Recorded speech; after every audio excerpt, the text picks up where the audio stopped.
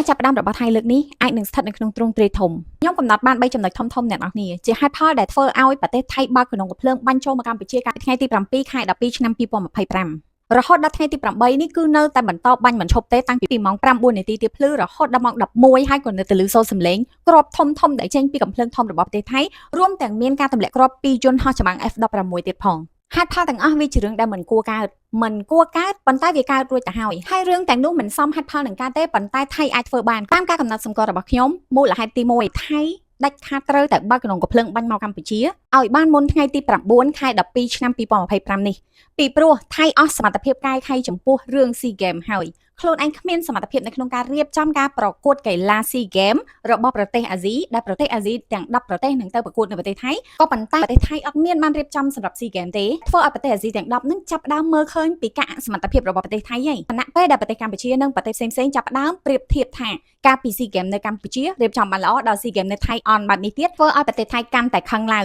ងដូច្នេះការបន្តបង្កសង្គ្រាមជាមួយកម្ពុជាគឺជាហេតុផលមួយក្នុង3ដើម្បីគេចផុតពីការរៀបចំ SEA Games ចុះ3នៅអីគេខ្លះទៅដែលអាចធ្វើឲ្យថៃរួចខ្លួនពីការរៀបចំ SEA Games បានដោយមិនសូវអាម៉ាមុខទី1គឺគ្រោះទឹកជំនន់ហើយអាចលើកហេតុផលថាខ្លួនឯងកំពុងតែជួបគ្រោះទឹកជំនន់ទៅធ្វើឲ្យការរៀបចំ SEA Games មិនបានល្អតែវាពិបាកនឹងទទួលយកពេកពីព្រោះដឹងខ្លួនថាជាម្ចាស់ផ្ទះមកយូរហើយមិនមែនទៅតែដឹងពេលខ្លួនឯងមានទឹកជំនន់នឹងទេអញ្ចឹងអានេះវាមិនមែនជាលេសសំរុំមួយទេប៉ុន្តែគ្រាន់ថាអាចប្រើប្រាស់បានខ្លះដែរលេសគួបផ្សំទី2គឺការកំពុងតែកាត់សង្គ្រាមជាមួយនឹងមីយ៉ាន់ម៉ាទៀមអាចប្រើលេសថាកំពុងតែធ្វើសង្គ្រាមជាមួយមីយ៉ាន់ម៉ាទើបមិនអាចរៀបចំ SEA Games បានត្រឹមត្រូវបានល្អតែការផ្ទុះសង្គ្រាមជាមួយមីយ៉ាន់ម៉ាអត់សូវល្បីទេអាស៊ីខ្លះក៏អត់សូវចាប់អារម្មណ៍ដែរលុះត្រាណាតែបង្កសង្គ្រាមជាមួយកម្ពុជាទៅប្រទេសអាស៊ីដែលត្រូវទៅលេងកីឡា SEA Games ហ្នឹងមានការចាប់អារម្មណ៍ប្រហែលជាគេអាចទទួលយកហេតុផលនោះបានហេតុផលទី2ដែលដាច់ខាតត្រូវតែឲ្យថៃបើកក្នុងកំភ្លើងបាញ់មកកម្ពុជាដោយគ្មានហេតុផលរំលោភបំពានច្បាប់អន្តរជាតិក៏ត្រូវតែធ្វើព្រោះតែមានបញ្ជាពីអំណាចខ្ពស់បំផុតរបស់ប្រទេសថៃប្រហែលជាឈប់បញ្ចាំបាច់ត្រូវបង្ហាញថាអំណាចខ្ពស់បំផុតរបស់ប្រទេសថៃតែម្នាក់នោះគឺជាអ្នកណាទេហេតុអីបានជាឈប់កំណត់សម្គាល់បែបហ្នឹងប៉ុន្មានសប្តាហ៍មុននេះប្រភពព័ត៌មានល្បីមួយរបស់ប្រទេសបារាំងបានចេញជាខ្សែអាត់វីដេអូដែលមានរយៈពេលប្រហែលជា50នាទីដែលនិយាយអំពីប្រវត្តិគ្មានបានការរបស់បរិសម្នាក់ដែលជាអំណាចកំពូលរបស់ប្រទេសថៃហើយនៅក្នុងឯកសារជាង50នាទីនោះមិនឃើញថាមានប្រវត្តិកន្លែងណាមួយដែលល្អនោះឡើយមានតែរឿងអបិយោជមានតែរឿងដើរលេងស៊ីចាយមានស្រីច្រើននៅក្នុងសារព័ត៌មានបារាំងមួយនោះបានចេញយ៉ាងជាក់លាក់ច្បាស់លាស់តែម្ដងហើយក្រោយមកកម្ពុជាក៏ចាប់ផ្ដើមផ្សព្វផ្សាយព័ត៌មាននោះកាន់តែច្រើនឡើងធ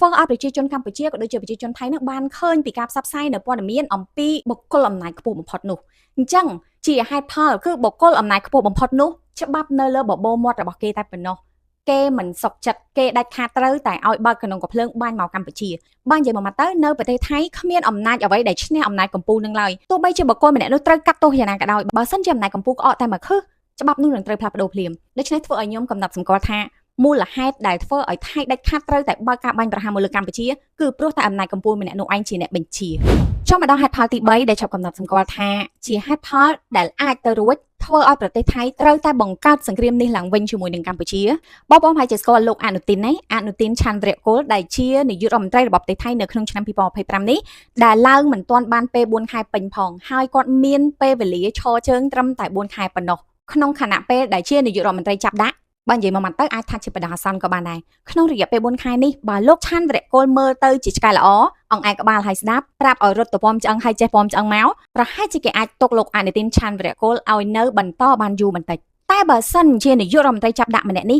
គ្មានប្រយោជន៍គ្មានគុណសម្បត្តិគេប្រហែលជាមិនអាចទុកដូច្នេះហេតុផលទី3ដែលអាចទៅរួចលោកអនុទីនត្រូវតែដាច់ខាតស្នើសុំការយល់ព្រមពីអំណាចធំដើម្បីវាយសម្រុកមកកម្ពុជាឲ្យបានមុនពេលខ្លួនឯងត្រូវគេដកចេញពីតំណែងបើនិយាយមួយម៉ាត់ឲ្យខ្លីទៅគឺសាងគុណសម្បត្តិខ្ញុំសូមបើវងកញ្ចក់តិចបងប្អូនច្បាស់ជាឆ្ងល់ហើយថាហេតុអីឲ្យតែពាក់ព័ន្ធជាមួយនឹងប្រទេសថៃចង់សាងគុណសម្បត្តិខ្លួនឯងសោះមិនបានត្រូវទាញកម្ពុជាទៅហើយហេតុអីបើខ្ញុំហ៊ានកំណត់សម្គាល់ចំណុចហ្នឹងថាជាចំណុចមួយដែលធ្វើឲ្យប្រទេសថៃបើកកំភ្លើងបាញ់មកកម្ពុជាកន្លែងនេះខ្ញុំសូមលើកឧទាហរណ៍ស្ដាប់បន្តិចនំខេកម្ដុំដែលឆ្ងាញ់មែនតែនមានគ្រប់រសជាតិហើយជារសជាតិដែលអ្នកគ្រប់គ្នាចង់ញ៉ាំហើយចូលចិត្តហើយខ្ញុំប្រៀបធៀបនំខេកម្ដុំនោះទៅនឹងការគ្រប់គ្រងប្រទេសថៃដែលជាប្រទេសដែលរីកចម្រើនហើយស្រាប់គ្រប់គ្រងប្រទេសថៃមួយស្មើនឹងខ្លួនឯងកំពុងតែគ្រប់គ្រងអនាគតខ្លាអាស៊ីរឿងអីដែលអ្នកណាម្នាក់មិនចង់ធ្វើជានាយករដ្ឋមន្ត្រីឬមិនចង់ក្តោបក្តាប់អំណាចមួយនោះក្នុងខណៈពេលដែលយើងដឹងថាកុំថាឡើយអ្នកនយោបាយសូម្បីតែប្រជាជនធម្មតារបស់ប្រទេសថៃក៏ត្រូវបានបង្រៀនមកថាហែងត្រូវតែចង់បានអីយកនឹងឲ្យបានសូម្បីតែទឹកដីគេប្រទេសជាតិគេក៏ត្រូវតែយកដែររឿងអីដែលអ្នកនយោបាយខំប្រឹងប្រែងសឹងអីមិនចង់បានកៅអីអំណាចមួយដែលមានឈ្មោះថានាយករដ្ឋមន្ត្រីនោះដូច្នេះហើយអ្នកណាដែលខំប្រឹងឡើងតោងដើម្បីឲ្យខ្លាចជានាយករដ្ឋមន្ត្រីនឹងនៅនឹងណ នឹងត្រូវតែធ្វើគ្រប់វិធីទាំងអស់មិនថាវាយសម្លាប់អ្នកណាគឺត្រូវតែធ្វើទាំងអស់សូមនិយាយភាសាធម្មតាស្រួលស្ដាប់តែម្ដងទៅគឺបោះសន្លឹកបៀចុងក្រោយគឺវាយកម្ពុជាបានប៉ុណ្ណាយកប៉ុណ្ណឹងក្នុងហេតុផលមួយដើម្បីសាងគុណសម្បត្តិនេះគ្រាន់តែជាការកត់សម្គាល់ផ្ទាល់ខ្លួននិងតាមមើលព័ត៌មានខ្មែរព័ត៌មានថៃព័ត៌មានបរទេសនិងតាមដាននយោបាយរបស់ប្រទេសថៃតាំងពីដើមមកតែប៉ុណ្ណោះរូបភាពទាំងអស់ស្ថានភាពគ្រប់យ៉ាងវាជំរុញឲ្យខ្ញុំគិតឃើញបែបហ្នឹងរយៈនេះខ្ញុំចាប់ផ្ដើមឃើញមានបងប្អូនខ្មែរយើងដែលយើងធ្លាប់តែស្រឡាញ់គ្នារួបរวมគ្នាសាមគ្គីគ្នាហើយទុកចិត្តគ្នាទៅវិញទៅមកទុកចិត្តរដ្ឋាភិបាលទុកចិត្តថ្នាក់ដឹកនាំទុកចិត្តវិធីសាស្ត្រក្នុងការដោះស្រាយឥឡូវនេះឃើញថាយើងទាំងអស់គ្នាចាប់ផ្ដើមផុសបដាឡើងវិញហើយថាហេតុអីក៏ពេលដែលគេបាញ់មកកម្ពុជាហើយថ្នាក់ដឹកនាំយើងបែរជាមិនបាញ់ត្រឡប់ទៅវិញដល់ថ្នាក់មានអ្នកខ្លះនិយាយពាក្យថាទុកឲ្យគេយកដីអស់មែនបានវាយតបត្រឡប់ទៅវិញអីចឹងទៅហ្វៃត្បិតតែពេលនេះសំណួរដែលខ្ញុំនិយាយទាំងប្រមាណខ្ញុំមិនអាចឆ្លើយតបបានដូចគ្នាព្រោះខ្ញុំក៏ជាប្រជាពលរដ្ឋដូចបងប្អូនដែរយើងជាខ្មែរយើងឈឺប៉ុនគ្នាយើងពិបាកចិត្តដូចគ្នាគ្មានអ្នកណាម្នាក់ឈឺជាងអ្នកណាម្នាក់ទេបើយើងមិនមែនជាអ្នកនៅកន្លែងកាត់ហេតុព្រោះអ្នកនៅកន្លែងកាត់ហេតុផ្ទាល់អ្នកនៅព្រំដែនផ្ទាល់គាត់ឈឺចាប់ជាងយើងទាំងអស់គ្នាដែលអង្គុយនិយាយអង្គុយផុសនៅក្នុង Facebook នឹងទៅទៀត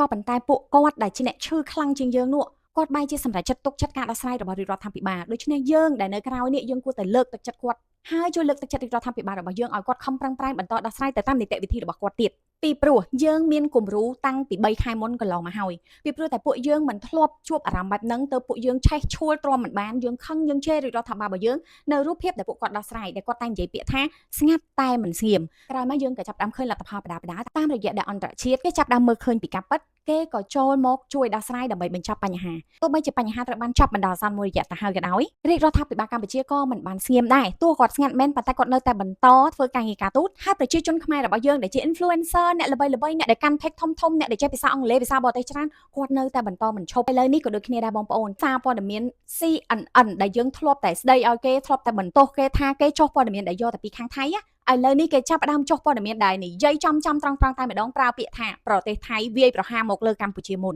ដូច្នេះអ្វីទាំងអស់ដែលយើងខំប្រឹងប្រែងនេះកុំឲ្យវាសារប្រលៀបទៅតាមរយៈកំហឹងរបស់យើងតាមរយៈការព្រួយបារម្ភខ្លាំងពេករបស់យើងដូច្នេះសូមគ្រប់គ្នាកុំឆេវឆាវដោះស្រាយមួយដែលសន្តិវិធីយើងច្បាស់ជាអាចធ្វើបាន